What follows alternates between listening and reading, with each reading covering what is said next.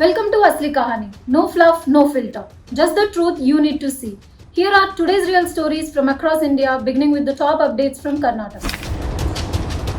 Bike taxi ban in Karnataka effective June 16. Starting today, Karnataka has banned bike taxis on Ola, Uber, and Rapido. Plenty of riders, especially in Bengaluru, depend on them as their only source of income. For many Bengalurians, this wasn't just a convenience, it was a necessity. But this isn't a transit issue, it's a community being forced to adapt.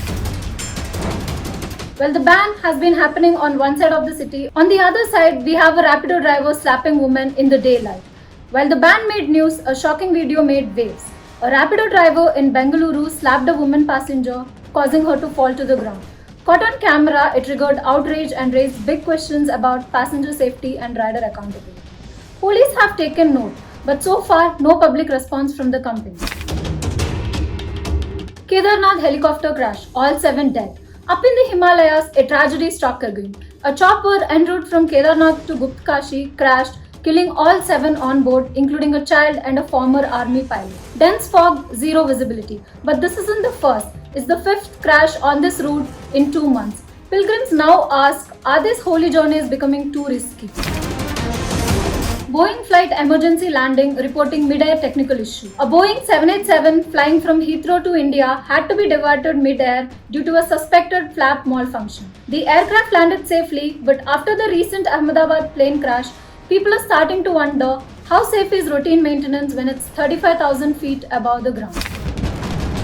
Indian students evacuated from Iran's Tehran. On the diplomatic front, over 200 Indian students in Tehran, Iran are being evacuated. The reason? Rising tensions between Israel and Iran. Israel's recent strike near Iran's nuclear sites have pushed the region to the brink.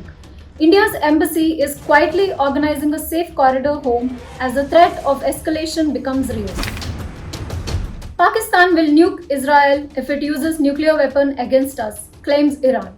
And now, what started as a diplomatic posturing is starting to sound like World War language. Pakistan's defense minister has publicly warned that if Israel attacks Iran nuclear infrastructure, Pakistan will respond with nuclear retaliation.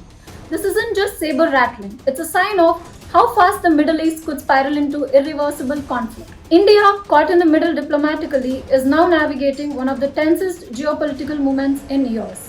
6 stories, each one raises questions that won't be answered in a single scroll. We welcome you to the universe of Asli Kahani, where stories aren't told for views but for change.